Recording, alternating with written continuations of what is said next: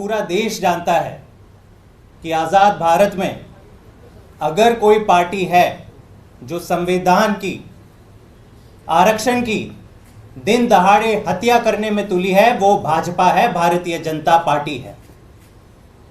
पिछले कई सालों से हम देखते आ रहे हैं कि भाजपा और आरएसएस के तमाम दिग्गज बड़े नेता आरक्षण विरोधी बयान देते आ रहे हैं। 2024 का चुनाव आया, हमने क्या सुना? भाजपा के तमाम नेता, बड़े बड़े एमपीज, मंत्री केवल एक चीज कह रहे थे कि 400 पार चाहिए, 400 पार चाहिए, 400 पार चाहिए। जब पूछा गया कि 400 पार क्यों चाहिए, तो कहते हैं नहीं, मोदी जी बहुत बड़ा काम करने वाले हैं, रहस्य है ये, हम बता नहीं सकते, लेकिन बहुत बड़ा काम होने वाला है।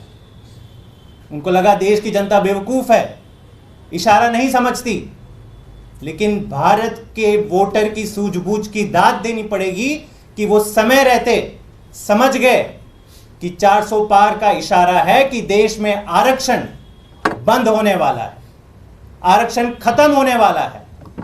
इसलिए 400 पार का नारा देने वाली पार्टी 240 तक आके सिमट कर रह गई।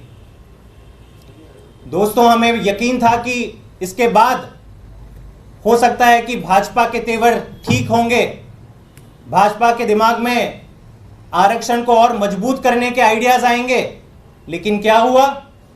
पिछले एक हफ्ते में 2 ऐसी घटनाएं हुई जो साफ दिखा रही है कि भाजपा ने 2024 के चुनाव से कोई भी सीख नहीं ली। जो काम वो खुलेआम करना चाहते थे, कानून को, संविधान की हत्या कर कर आरक्षण खत्म करना चाहते थे, अब चोर दरवाजे से वो काम करने की कोशिशें की जा रही है।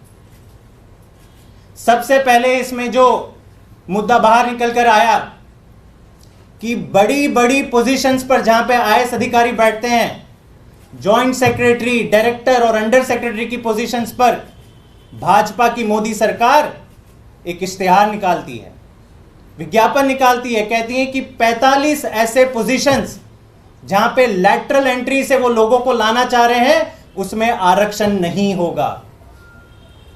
ये बहुत बड़ा काम, बड़ा पाप भाजपा करने जा रही थी, और ये पहली बार नहीं करने जा रही थी। इससे पहले भी कुल 63 ऐसे लैटरल एंट्री पोजीशंस मोदी सरकार ने पिछले 10 सालों में, 2018 में इसकी शुरुआत हुई थी, 2018 से लेकर 2024 के बीच में 63 पोजीशंस लैटरल एंट्री के फिल गए हैं जहां पर आरक्षण है ही नहीं। और 2024 के चुनाव के बाद पहला जब इश्तिहार आता है तो पता चलता है कि आईएएस ऑफिसर की नियुक्ति में भी ये लोग आरक्षण खत्म करना चाहते हैं। ये इकलौता ऐसा मुद्दा नहीं है। भाजपा की राज्य सरकारें देख लें तो यूपी की सरकार ने फिलहाल जो 4-5 साल से उनकी प्रक्रिया चल रही थी कि 69,000 असिस्टेंट टीचर रिक्रूटमेंट जो करने जा रही थी यूपी सरकार, योगी जी की सरकार, वहां पर भी जो एससी, एसटी और ओबीसी समुदाय के लोग हैं, हमारे युवा हैं, उनको अपने हक की नौकरियां नहीं मिली। ओबीसी समाज का रिजर्वेशन होता है 27%। योगी सरकार ने कितने युवाओं को नौकरी दी? 4%। एससी समाज का रिजर्वेशन होता है 21%, लेकिन योगी जी ने कितने युवा को आरक्षण दी? केवल 16%। जब हल्ला हुआ, युवाओं ने अपनी आवाज बुलंद करी, तब भी योगी सरकार ने एक चीज नहीं सुनी।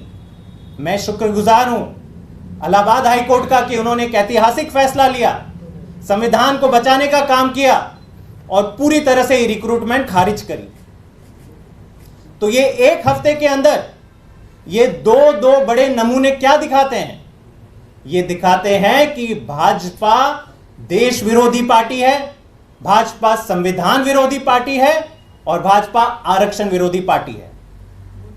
पिछले कई दशकों से इनका एक ही प्रयास है कि पिछड़े और वंचित समुदाय के युवाओं को कैसे दबाया जाए, सरकारी नौकरियां उनको नहीं दी जाए।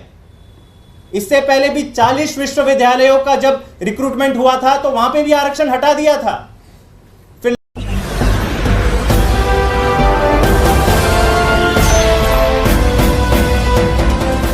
आप देख रहे हैं लाइव न्यूज 19। 99 राष्ट्र सबसे पहले।